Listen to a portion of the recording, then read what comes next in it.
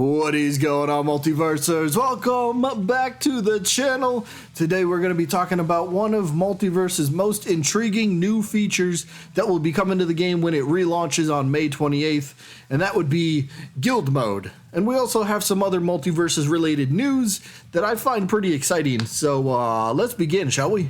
Up first, Guild Mode portion of the video. All of this information is provided by Multiverses Susie from over on Twitter.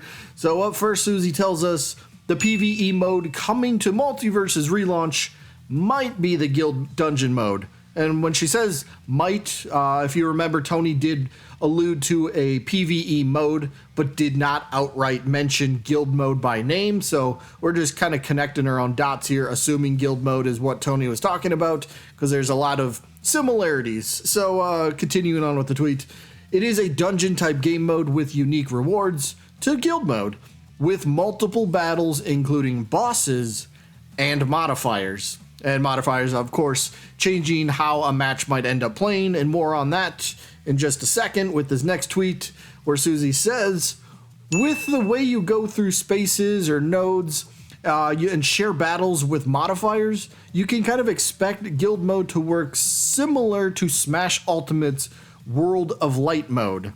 Now, I'm a fan of the World of Light mode. Was it the story mode that, was that how Smash fans kind of wanted that to play out?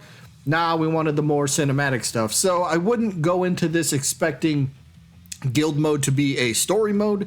It's just a mode that can be compared to how Smash Ultimate's World of Light mode played. Basically, you go into a match and there will be power-ups and buffs or nerfs or decreases in stats, whatever it might be. There's going to be different, levels of gameplay. You might start off with something simple, and then the next fight, you're going to have your opponent's going to have like 2 times more damage or something to that effect. So continuing on, this is an older tweet, but this is to kind of give you an example of the modifiers we can kind of expect to see as long as nothing changed. But the examples that Susie provided, this is from like 2 years ago. So these things could have changed, but they could still be in the game. But this is just kind of an idea. Susie does say that they added like a big head mode. There's an insta-kill or insta-KO option for one of these mutators. And then down below that, mutators for guild dungeons. For fighters, there will be like things like double damage or low gravity. And then world mutators, delayed bonus points, delayed shrinking blast boxes, random item spawns, to name a couple. So there's going to be all these sorts of different ways that each individual match will have and that they can play out. So it's just a different way to play the game, and I'm all for that. Like, who doesn't want more ways to play? If you want to play ranked, you got that. If you get bored of ranked for a little bit, well, then you got Guild Mode you can go focus on and try to grind out. Or if you don't like Guild Mode, they got like silly mode. They got different ways to play. So Guild Mode is going to be an amazing feature for the game.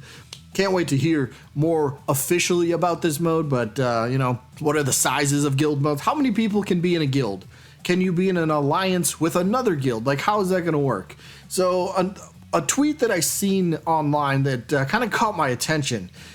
This is just somebody coming up with ideas for it, and I hope things like this get improved or implemented, not improved, but implemented into guild mode. So, for example, here's the tweet, and a couple things that this person mentions are things like maybe a guild leaderboard would be kind of fun.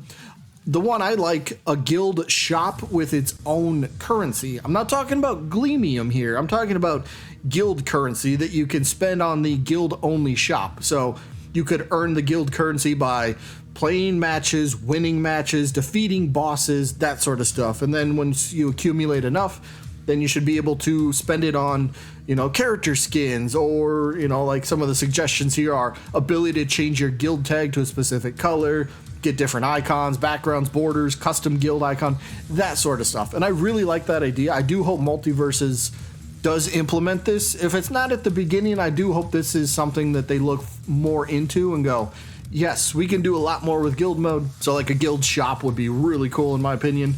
Again, no paid currency. This is just, it would be currency you only earn through guild mode, which would be really fun. And then, of course, you can like level up by playing guild mode specifically.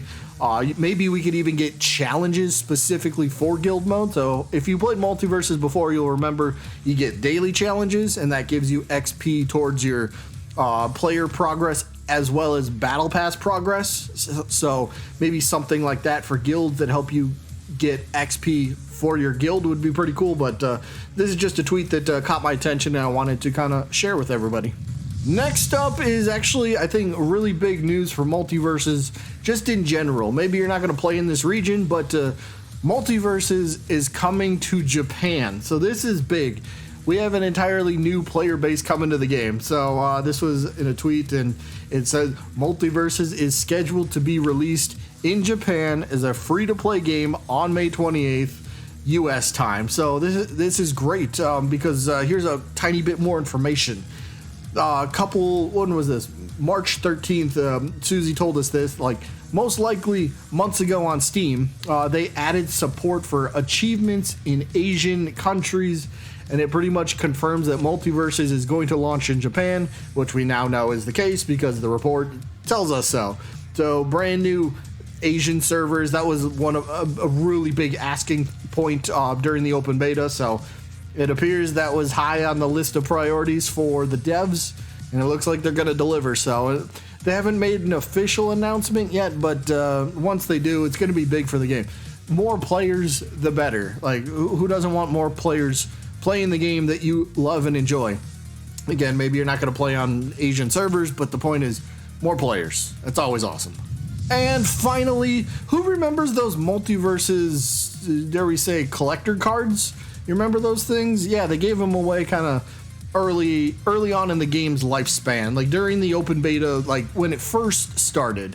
But there's a individual, Daniel Ross, who happens to voice Gizmo in the game, and he posted this just yesterday, and it says he's holding, here's a picture of him holding all of the Multiverses character cards, but he says there's no Gizmo or Stripe anywhere. And the interesting thing is, Multiverses' official Twitter account replied, "We haven't forgotten." This is pretty much alluding to or hinting at maybe a second wave. More character cards are coming for the unreleased characters. Gizmo, Stripe. Does Black Adam have one? I don't think he does. Marvin probably needs one. So, you know, does Rick and Morty, I think, do they? No, I don't think Rick and Morty do. Either way, characters that don't have cards, it appears that this is going to be something that Multiverses is working on as well, making more character cards for collectors. I really wish they'd put this up somewhere for us to purchase.